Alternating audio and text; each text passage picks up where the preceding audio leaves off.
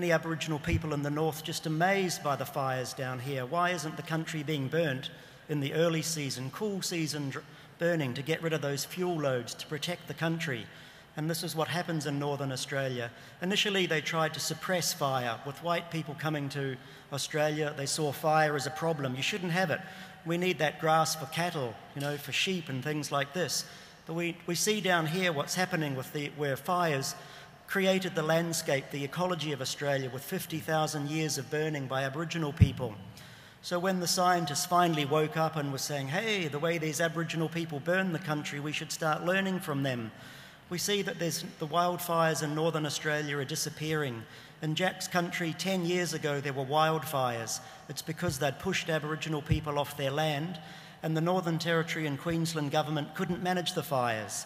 It's only when we started to engage Aboriginal people coming along and sitting down on country and making their own decisions about what should happen that we see that the wildfires started to abate.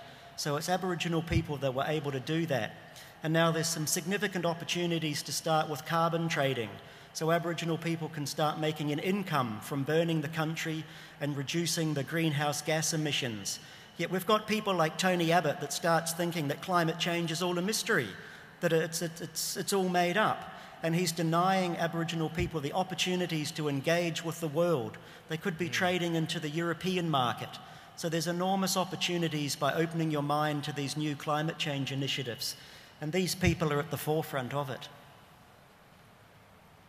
Yeah, it's because early burning is when the grass is really low.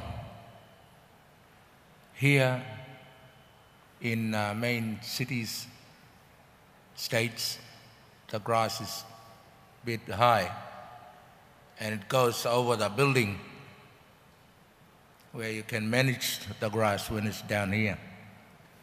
That's what we call early burning. There's also moisture in the grass and there's less greenhouse gas emissions when the country's burnt earlier than later in the year when it's hot, destructive fires. And the destructive fires burn the crowns out of the trees, so you start to get vegetation die off. The skeletal soils are exposed to the monsoonal rains, and then we start to get the destruction of ecosystems and the collapse. So it's vitally important, their work that they're doing. I think, sorry, you go. Yeah, the fire is very important, I mean, Aboriginal people, the fire is very important. That's why we use it for cooking and all that sort of thing.